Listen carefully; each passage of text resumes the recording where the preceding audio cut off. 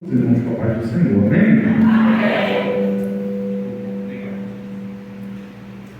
Segunda Samuel capítulo 11. Segunda Samuel capítulo 11. Segunda Samuel capítulo 11. Muito grato a Deus, irmão. Muito grato a Deus por estar aqui nesse lugar. Muito grato a Deus por estar conhecendo esse povo, essa parte da família, né? Grato ao Senhor por estar aqui essa noite. Muito alegre, os irmãos que nos recepcionaram, Deus abençoe toda a igreja. Muito bem. Obrigado pela confiança, por essa casa, todo o corpo de obreiro, Deus de Cristo te abençoe. Todos os jovens que tiveram a oportunidade antes de mim, Deus abençoe. Obrigado. Vocês são bênçãos. Vamos lá? 2 Samuel capítulo 11, versículo 1. 2 Samuel, capítulo 11, versículo 1. A tradução é um pouco diferente, mas vamos lá. E sucedeu depois de um ano ter expirado, na época em que os reis costumam sair para a guerra, Davi enviou a Joabe e com ele todos os seus servos e todo Israel. E eles destruíram os filhos de Amon e sitiaram a Rabá. Davi, porém, se manteve em Jerusalém. Sucedeu que, ao cair da noite, Davi se levantou da sua cama e caminhava sobre o terraço da casa do rei. E do terraço ele viu uma mulher que estava a se banhar, e ela era muito formosa aos seus olhos. E Davi enviou inquirir-se acerca da mulher, e foi-lhe dito: essa é Betseba, filha de Eliã, esposa de Urias o Heteu. E Davi enviou mensageiros, e a tomou e se deitou. E se deitou com ela, porque ela estava purificada da sua impureza e se tornou a sua casa. E a mulher concebeu e mandou contar. E disse: Davi, estou grávida. Amém? Amém?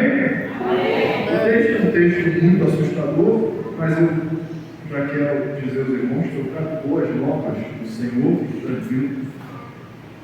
Uma igreja que tem pastor não precisa de pessoas de fora bem disciplinadas. Então, a minha ideia aqui essa noite é trazer uma palavra tranquila, uma palavra evangelística ao seu coração. Tá bom? Fique tranquilo. Apesar do texto parecer muito sugestivo, não é o que parece. Tá bom? Vou falar de Davi. Antes da gente entrar no texto, eu sempre que ministro, eu faço 3 acordos. Sempre que ministro, faço 3 acordos.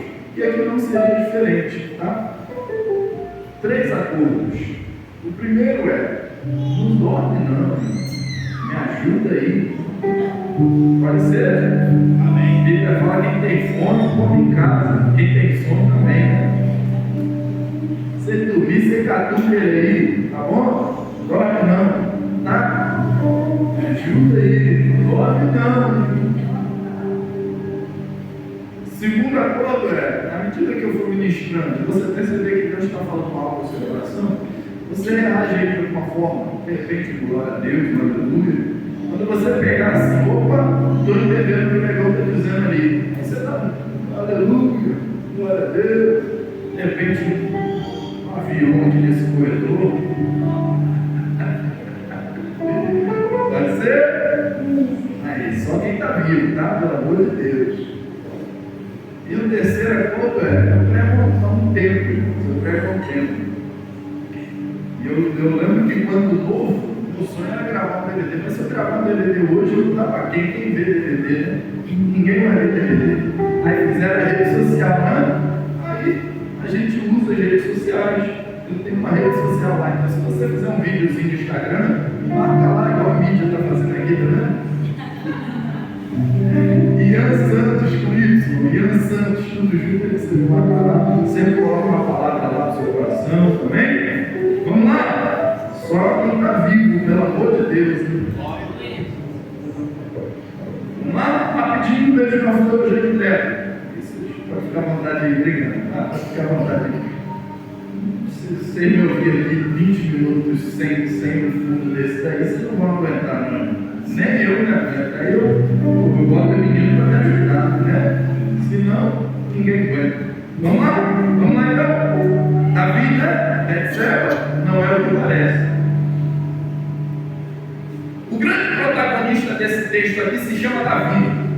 Eu esqueci de dizer, presbítero Guilherme, de Cajueiro, lá no Peró, casado, muito bem casado, graças a Deus. Um conselho, irmão, casa, tá bom? Muito bem casado, graças a Deus. Né? Aleluia. Uma filha de 5 anos, a Lívia. Lívia é uma bênção de Deus, né? Casa. Você acha que você faz tudo certo? Casa. Você vai saber que você não sabe fazer nada certo. Vamos lá! Esse dia eu lavei uma moça, deu uma moral, né? Cheguei, ela trabalhou na escola, e antes dela chegar, eu falei, vou lavar uma louça aqui já para ganhar uma moral, né? Aí lavei uma louça. Ela chegou, não tinha nada na pia. Mas aí a pia estava cheia de espuma. Pensei que ia ganhar uma moral, eu tomei aí um puxão. Como é que você lava a louça e deixa a pia cheia de espuma? Eu falei, aí você me complica. Eu achava que não é possível, nem louça eu sei lavar mais, né? Isso é uma ajuda aí para você que está querendo casar a casa, tá bom? É uma bênção, aleluia. Vamos lá! Vamos lá! 6 anos, tem 5 a gente tem que ser casado. O grande protagonista desse texto é Davi. Normalmente, eu digo que o protagonista do texto é Deus, mas só que como é uma situação de erro, de pecado, impossível ser Deus o protagonista. Então, o grande protagonista aqui é Davi, porque é ele quem pega, é ele quem é. E quem é Davi? A primeira aparição de Davi na Bíblia Sagrada, como é? Deus diz: Saul, não traga nada da guerra. A vitória está garantida, mas não traga nada. Saul vai, guerreia, Deus dá a vitória, mas ele olha o cenário e percebe que tem muitos bois, muitos animais que estão à deriva. Então ele diz: poxa, eu vou deixar esses animais aqui, eu vou levar. Só que Deus disse: não leva nada. Então ele levanta os animais. A Bíblia vai dizer que Deus fala: Samuel, a casa de Saul caiu. Samuel, por quê? Vai lá. Aí Samuel chega na casa de Saul. A Bíblia vai dizer que Samuel, quando chega na casa de Saul, sem sequer Samuel dizer nada, Saul diz: eu fiz tudo que Deus mandou. Ó, Deus deu vitória, realmente foi bênção. Eu disse aqui que eu tenho uma filha de 5 anos, a Lívia, e criança terrível, né? Então eu saio de casa e falo: Lívia, ela com as canetinhas, ó, risca só o papel, tá? Risca só o papel.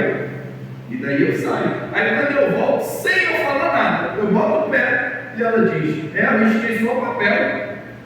Risquei só o papel, só que você tinha falado para riscar o papel, né? Aí quando eu abro o quarto, a parede toda. Por quê? Saul parece Lívia. Por quê? Eu não perguntei nada, eu não disse nada, mas ele já vai se entregando. Não, Deus deu vitória, foi bênção, ó, foi vitória. Aí Samuel diz: tudo certo, tudo certo. Mas o Senhor manda dizer que você desobedeceu. Ele diz: não, eu não desobedeci. Aí o barulho do boi. Viu como é que o boi faz? O barulho do boi. Mas Samuel, que barulho é esse? Ele diz: eu só trouxe esse daí, mas eu trouxe para sacrificar o Senhor. Aí Samuel diz: é melhor obedecer. Aí fica fácil pregar, é melhor obedecer do que sacrificar, Saul. E por isso você vai ser a prova viva de que obedecer é melhor do que sacrificar. Deus falou que a sua casa caiu. Então Samuel fica chorando pelos tantos, e o Senhor fala: Samuel, até quando terás dó de Saul, já preparei os reis. E a cadeia, onde está? Está na casa de Jessé, o belemita. Então vai Samuel até a casa de Jessé, entra na casa de Jessé, vê Eliabe, pensa num homem forte de guerra, formado na guerra, preparado para a guerra. Então ele diz: é esse homem que Deus quer como rei. Aí Deus olha aquele cenário e diz: Samuel, não, você olha por fora, que eu enxergo por dentro. Quem olha por fora vê alguém preparado para a guerra, vê alguém com estrutura de guerra, vê alguém que vai ser um guerreiro, um rei. Mas quem olha por dentro sabe que ainda não está preparado. Por isso que o coração do homem é enganoso. Calma.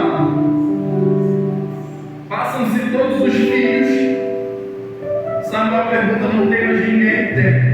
O mais moço que está cuidando das ovelhas. Manda chamar unge com Zacaria. Correto? Quando Davi vai enfrentar Golias, a referência que ele usa é da sua experiência de guerra: ovelhas malhadas. Então calma aqui, ó. Ei, ovelhas malhadas.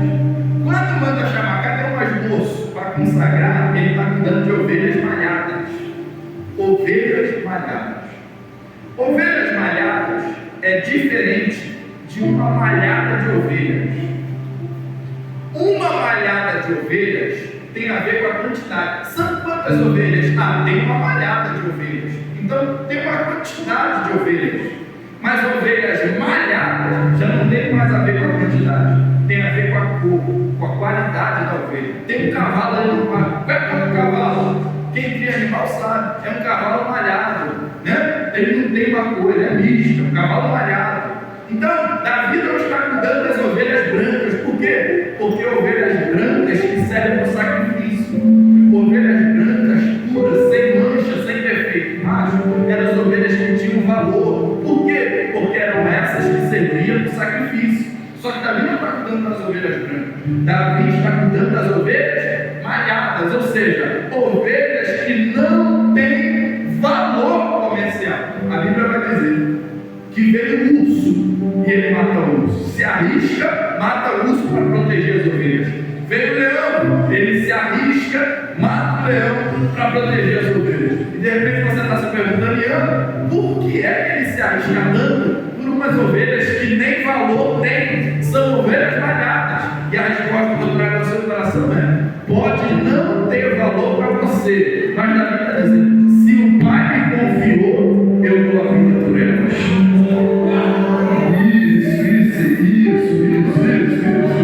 Escuta isso aqui. Quem está de fora de repente está dizendo: ele é maluco, ele é louco. Por quê? É quantidade pequena e nem valor tem, não traz muito lucro, não vai deixar ele rico, não vai dar destaque para ele. Mas ele está dizendo: o Pai me confiou essas ovelhas.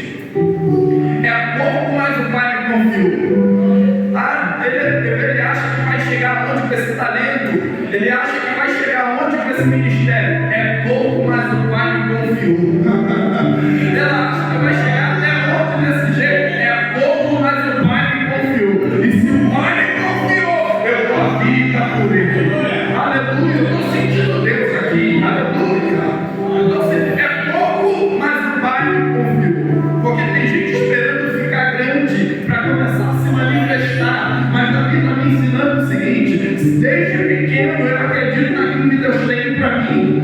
Desde sempre, o ministério pequenininho, quando ninguém me conhecia, eu dedicava a minha vida a Ele. Quando eu caminhava de início, eu dedicava a minha vida a Ele. Está vida dizendo: eu não vou esperar ficar grande. De pequeno, eu já sou fiel a Ele com toda a minha vida. Escuta. Ovelhas malhadas. A segunda aparição de Davi na Bíblia Sagrada, está tendo uma guerra com os filisteus. O pai de Davi diz: Davi, amarra uma marmita, bota na bag dele, iFood, vai fazer um iFood, Davi, né? Bota a bag nas costas e vai entregar o lanche. Amarra uma marmita e fala: vai entregar para os seus irmãos que estão na guerra. Então Davi, mais indo levar alimento para os seus irmãos que estão na guerra. E aquele ano, tá? Não é Bíblia, aquele ano, viu? Você imagina levar o alimento para quem está na guerra? Como é que você vai para uma guerra levar o alimento? Você vai de cantinho. É como se você entrar aqui na boca do mato, você vai, né? Brincadeira, brincadeira. Brincadeira. Mas se você vai levar alimento para os irmãos que estão numa guerra, você vai de cantinho de muro. Vai que uma flecha dessa sobra para mim, meu irmão, né? Você está doido? Como? Mas ele chega no arraial e percebe que não está tendo guerra. Não, tem um mistério de um cara maior que eu, batendo no peito e dizendo: se tem homem, vem fazer na mão comigo. Se tem homem, vem fazer na mão comigo. Ninguém, o povo de Israel é oprimido. Davi com a marmita na mão, olha aquele cenário, diz. Olha aí, Jesus. Eu tenho coragem. Eu não sei você, mas eu tenho coragem. 16, 17 anos. Eu tenho coragem. Aí Saul pergunta, e aqui aquele acordo nosso é invenção. Aquele acordo nosso entra agora. Por quê? Porque a pergunta de Saul é: você tem coragem? Tem. Qual é a sua experiência de guerra? E ele diz: assim como vocês de escudo, espada, lança, eu não tenho não. Mas um dia eu estava cuidando das ovelhas malhadas do meu pai. Veio o urso.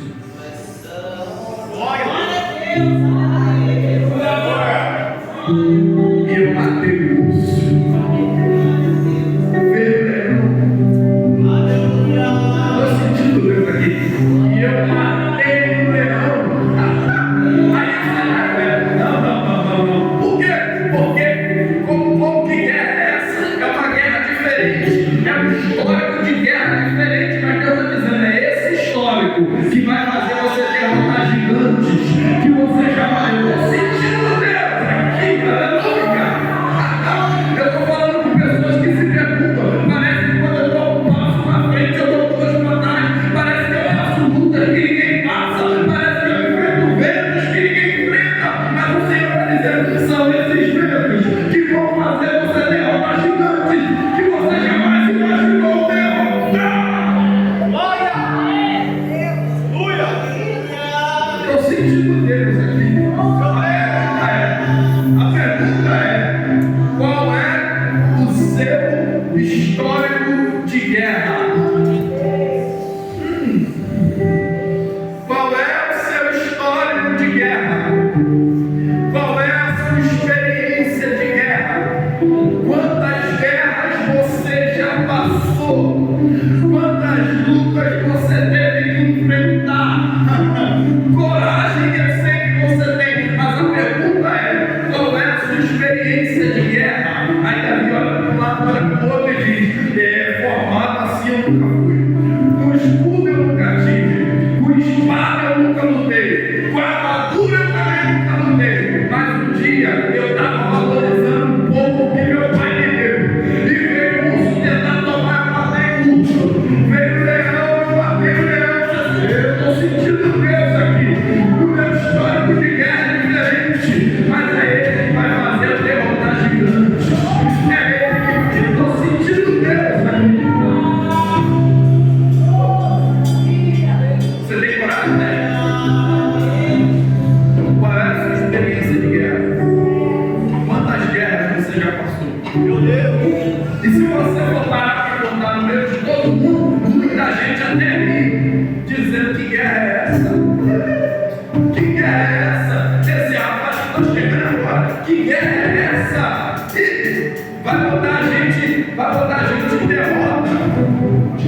Vai botar a gente em derrota, não dá para ele não. É uma história diferente de guerra. O que você passa talvez seja diferente, mas é isso que Deus me trouxe aqui para dizer no seu coração. É esse diferente que eu vou usar para fazer você chegar em lugares que você jamais imaginou chegar. Para fazer você superar traumas que você jamais imaginou superar. Para fazer você alcançar coisas que você jamais imaginou alcançar. Eu estou sentindo Deus. Eu estou sentindo Deus.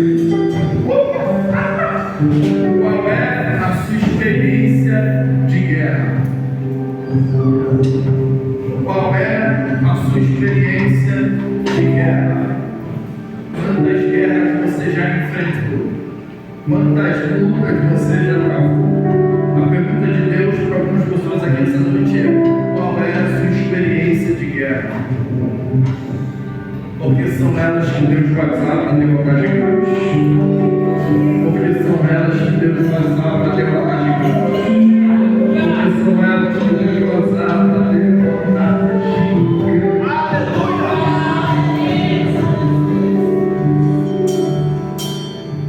Perceba que quando Davi está cuidando das ovelhas, você vai pegar. Quando Davi está cuidando das ovelhas malhadas, vem o urso. Quem é o testemunho de Davi?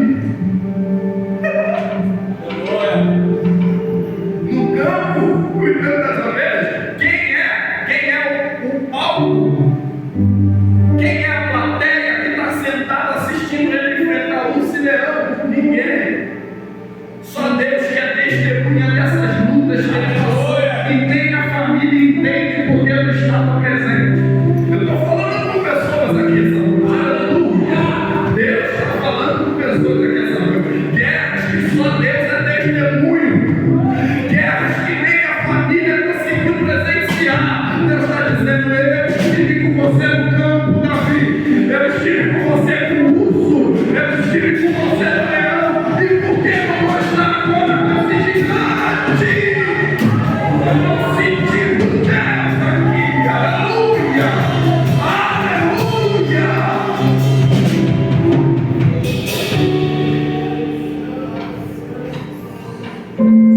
Eu estive com você com o urso e com o leão, porque eu não vou estar agora com os gigantes. Quem foi que disse para você que eu não vou estar com você agora? Vai deixar o medo te parar até quando? O Senhor, eu estou falando com pessoas aqui, aleluia, estou sentindo a graça de Deus aqui. Eu estive com você quando ninguém te via. Eu estive com você travando guerras que nem a sua família sabia. E quem disse para você que eu vou te abandonar justamente agora com esse gigante? É agora que a força aumenta, é agora que a graça aumenta, é agora que o poder aumenta. Por quê? Porque o meu poder se aperfeiçoa na sua fraqueza.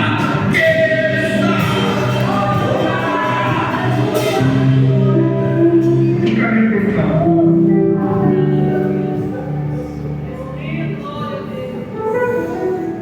São essas guerras que Deus vai usar para derrotar gigantes. São essas guerras que Deus vai usar para derrotar gigantes. São essas guerras que Deus vai usar para fazer você, mulher, ficar de pé. São essas guerras que Deus vai usar para fazer você, rapaz, ficar de pé. Aleluia, aleluia. Que graça é essa? Eu vou sentir uma graça maravilhosa. Aleluia. Glória a Deus. Escuta. De cantinho. Chega lá, olha e diz: eu tenho coragem. Olha, nem tu vai comigo, né? Bota uma armadura em Davi. Só que Davi não é acostumado a guerrear com armadura. E não é porque está em público agora, na frente de todo mundo, que ele vai colocar uma armadura que ele não está acostumado a guerrear. Além de ele não estar acostumado a guerrear de armadura, uma armadura que não é dele, não cabe nele. Então ele diz: não quero essa armadura. Ele vai. E quando ele vai enfrentar o gigante, ele diz: incircunciso, você vem a mim com espada, escudo e lança, mas eu vou a ti em nome do Senhor. Irmãos, poderia acabar aqui a fala de Davi. A fala de Davi poderia acabar aqui: eu vou a ti em nome do Senhor. Já é o suficiente para Deus da vitória. Mas ele diz algo que é sensacional, que é o quê? Tem um exército parado, um gigante desafiando o exército, e o exército de Israel parado. Aí ele diz: você vem a mim com espada, escudo e lança, e eu vou a ti em nome do Senhor.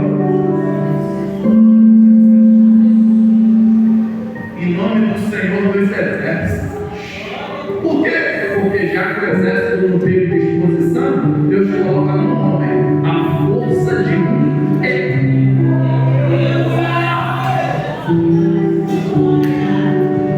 Deus coloca no homem a força de um exército. Por quê? Porque quando Deus quer, não tem exército. Quando Deus quer, não tem gigante. Quando Deus quer, não tem filho. Quando Deus quer, não tem levante. Quando Deus quer, não tem maneira. Quando Deus quer, Ele faz.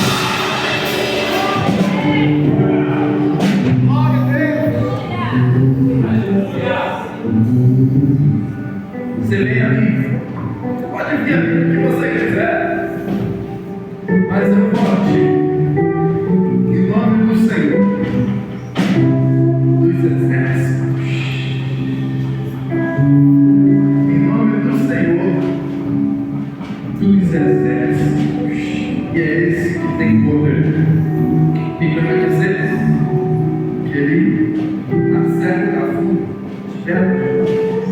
A Bíblia fala que o gigante cai de rosto em terra. A lógica da pedra que bate na testa é cair para trás, né? Mas é lógico que não foi a pedra de Davi que derrotou Golias. Você sabe muito bem disso.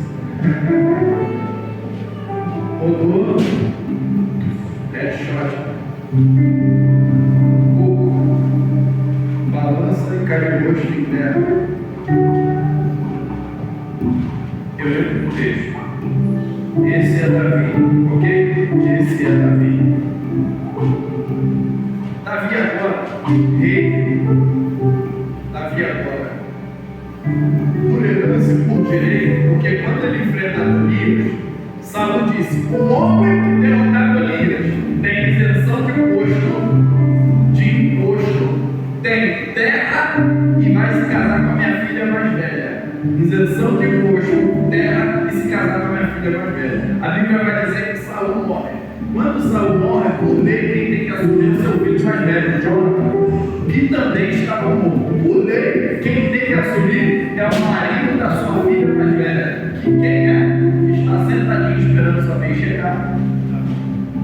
Isso aí, Davi. Por quê? Porque ele entende o seguinte: se Deus me prometeu, eu não preciso ludibriar ninguém, eu não preciso passar por cima de ninguém, eu não preciso enganar ninguém, eu não preciso falar mal de ninguém para conquistar a vaga dessa pessoa. Por quê? Porque se Deus me prometeu, Ele é fiel para cumprir.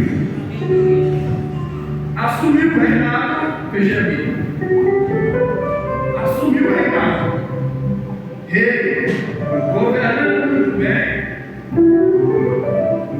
A Bíblia vai dizer que, passeando no terraço da casa real, ou seja, no palácio, ele dá uma volta na varanda. O palácio é o ponto mais alto de Jerusalém, e no ponto mais alto ele dá uma volta na varanda. Mas só que o texto que a gente leu começa dizendo o seguinte: no ano em que todos os reis vão para a guerra, Davi fica no palácio. No ano em que todos os reis vão para a guerra, Davi fica no palácio. Que pergunta é essa? Depois do inverno, porque no inverno as guerras eram travadas, paradas, porque você não perdia inimigos, você não perdia soldados do seu inimigo, você perdia por frio, né?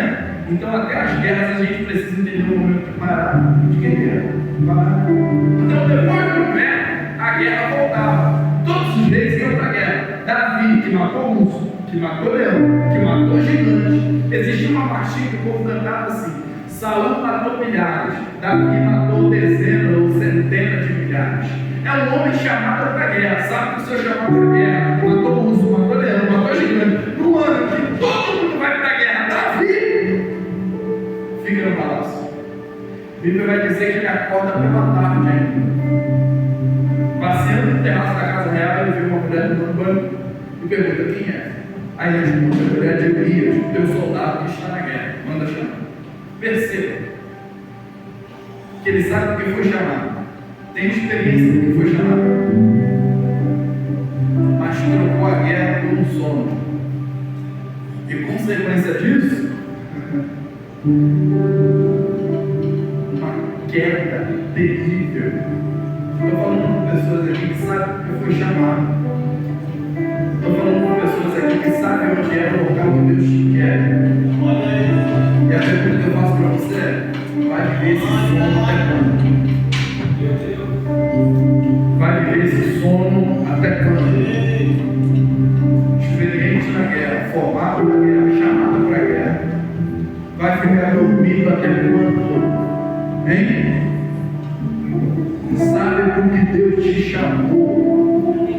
E vai ficar dormindo até quando? Eu falo e a minha voz chega até o ouvido.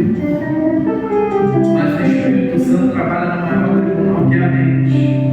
E na mente o Espírito Santo está dizendo: você sabe o que eu estou falando contigo? Você sabe o que eu estou falando contigo? Vai viver esse sono até quando? Vai ficar dormindo até onde? Se você sabe que foi chamado para a guerra, sabe que o seu local é guerreando. A Bíblia vai dizer que por não ir para a guerra e dormir até a tarde, ele se levanta, dá um passeio e pega. Chama a moça se deita. Depois de um tempo a moça manda falar: Davi, estou grávida. E então ele tem a ideia mirabolante, ele é um gênio, pensa num gênio, né? Pecado é como uma bola de neve, né?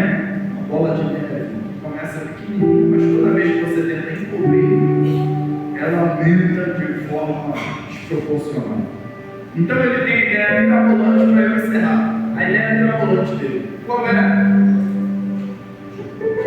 Irmãos, hoje pelo governo, você que está grávida, marca para bater o ultrassom, a data da ultrassom sai depois que o filho nasceu. Né? Se hoje é difícil de você ver, imagina aquela época. Pelo amor de Deus. Né? Davi tem a ideia de dizer o seguinte: eu vou chamar ele para a guerra, ele vai para casa se deitar com ela. Quando ele se deitar, o filho é dele. Né? Hoje o filho é dele. Então ele manda chamar Urias. Urias aparece e diz: Urias, está muito tempo na guerra, né? Muito tempo guerreando. Vai descansar um pouco. A Bíblia vai dizer que Urias sai da vida e diz: poxa, né? Deu certo. Bacana, né? Bacana. O soldado chega até Davi e fala: Davi, você liberou o homem para ir para casa, mas o homem está dormindo na porta do palácio, ele não vai para casa. Posso te dar um conselho, irmão? Um conselho de amigo aqui para os irmãos? Quer ludibriar, quer enganar, quer passar a perna, quer mentir? Não faz isso com o crente fiel, não. Porque as guerras dele é ele guerreiro. Não, você diz assim: não, ele parece até bobinho, vou passar a perna dele. Não faz isso não, você está cavando uma cova muito grande para a sua vida. Porque ele tem um pai, tem um dono. E não dorme nem depois que deixa. Ele tem um Deus que é vivo, fiel e eficaz. Não faz isso com crente fiel, não, pelo amor de Deus. Manda chamar Urias. Quando Urias aparece, a pergunta é: Urias, tanto tempo na guerra, tanto tempo guerreando, eu te libero para ir para casa, você não vai morrer. Urias dá uma resposta de 3 fases, eu entrego o microfone. Urias, por que você não foi para casa? Ele diz: primeiro, os meus irmãos estão em guerra e eu estou aqui. Eu não consigo colocar a cabeça no travesseiro sabendo que os meus irmãos estão passando necessidade. O nome disso é Evangelho. O nome disso é a cruz de Cristo. Urias está me ensinando aqui. Não tem como, Davi, você me desculpa, mas não tem como eu achar sabendo que os meus irmãos precisam da minha ajuda. Não, eu não estou falando aqui. Estou falando lá. Você consegue entender isso? Que eu não estou falando aqui. Eu estou falando lá. Tem alguém lá que precisa da minha ajuda. Tem alguém lá que necessita da minha ajuda. A segunda fase da resposta é outra. A arca que representa a presença de Deus. Ele diz: a arca de Deus está debaixo de tendas. E eu estou aqui. Ele está dizendo para mim: você me desculpa, mas eu desacostumei. O quê? A viver longe da presença. Eu já não sei mais viver longe dessa presença. Tem algo que me incomoda, que não me faz relaxar. O que é? É que ela está lá e eu estou aqui. E eu só vivo para estar perto dela, para proteger ela. Eu estou falando com pessoas aqui que de repente se acostumaram a estar longe da presença, a viver longe da presença. Não sabe mais o que é intimidade. Vive de visita e não de relacionamento. Estou falando com pessoas aqui que Deus está dizendo: vamos voltar a ter relacionamento. Vamos voltar a ter um relacionamento, pelo amor de Deus. Somos crentes de momento querendo servir um Deus de eternidade. Chega de visita. Vamos ter um relacionamento. Começa quarta-feira, 7h30, aí a gente se envolve. Mas quando acaba esse culto, você já me perde. E daí eu volto no domingo e a gente se envolve. Você sente uma presença maravilhosa, mas quando acaba o culto no domingo, você já me perde. Essa noite Deus está dizendo: você se acostumou a viver longe, mas eu vou mudar essa história. Vamos ser íntimos, ter um relacionamento com a presença de Deus. Ter um relacionamento com a presença de Deus que é maravilhosa. E a terceira fase da resposta é: os meus irmãos estão lá e eu estou aqui. A arca está lá e eu estou aqui. E ele diz: eu amo o Senhor e amo o reino. Ou seja, eu não faço para receber reconhecimento. Eu não faço para ter esse rosto estampado desse cartaz. Eu faço porque amo o reino. E amo o rei que governa esse reino. Não é para nos estar descansando nos aplausos. Eu faço porque amo o rei do Davi. Eu amo o rei novo. Eu amo o rei novo. Isso é a síndrome de Adão. E qual é a síndrome de Adão? Tentar encobrir. Deus conversa com Adão toda tarde, toda viração do dia e da tarde, toda viração Deus conversa com Adão. Até o dia em que Adão peca. E eu lembro o texto e digo: Deus não vai descer amanhã, porque Deus não desce quando tem alguém em pecado. Eu aprendi isso, né? Deus não desce quando tem alguém em pecado. Gênesis capítulo 3, versículo 9. Mesmo assim, Deus desce no jardim depois do pecado e pergunta: Adão, onde estás? E ele responde: eu estou nu, Senhor. Então eu percebo que o pecado não impede a descida de Deus. Eu lembro dos textos sagrados e percebo que realmente Deus tem poder e autoridade. Desce quando quer, fala quando quer, opera quando quer, manifesta quando quer. Então são os pecados que vão impedir que Deus desça. Mas eu também li outro texto que diz o seguinte: Senhor, então não procurei.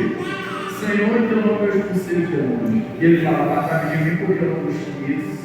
Ou seja, o pecado não impede a descida de Deus. O pecado impede a ordem contrária do amor. O pecado não impede a descida de Deus. O pecado impede a subida do homem.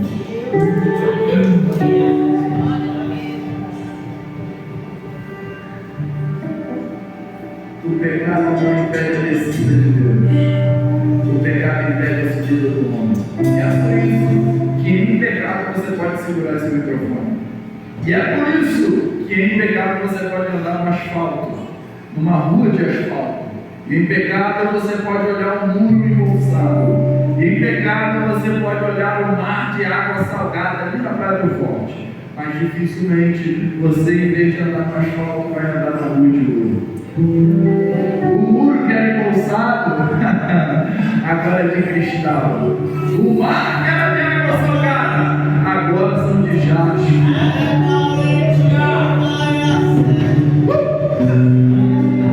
Não impede a descida de Deus, impede a subida do homem. E você se pergunta: por que é que a agulha de ouro. Eu nunca tive dinheiro. Nunca tive. Sempre fui duro, irmão, duro. E a única coisa que eu tenho para ostentar é o céu, né? Que aqui na minha casa é a rua de ouro, né? Duro. Aí eu sempre ostentei o céu. Rua de ouro, vale cristal. Rua de ouro, vale cristal. Até o dia que eu aprendi que a rua é de ouro, muro é de jaspe e mar de cristal. E eu pergunto a Dente, presbítero Dente, qual é o valor que esse asfalto tem? Qual é o valor que o muro embolsado tem? Qual é o valor que a água do mar tem? Ele está dizendo aqui a rua de ouro. Não tem valor nenhum, só serve para a gente pisar. Por quê? Porque aqui em cima não são as coisas que têm valor, são as pessoas.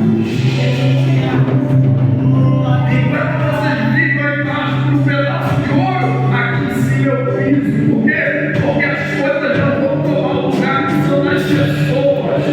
As coisas não vão tomar o lugar que são do coração. Agora é o próximo. Não deixe que nada se afaste da presença de Deus.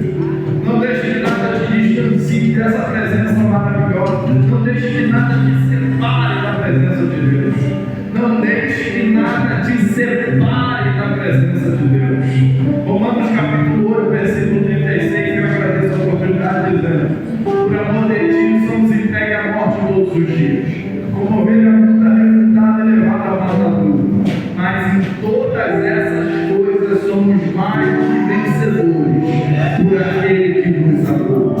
Portanto, nem a morte, nem a vida, nem os principados, nem a potestade, nem a altura, nem a profundidade, nem o presente, nem o futuro, nem coisa alguma, nada nos separa desse amor.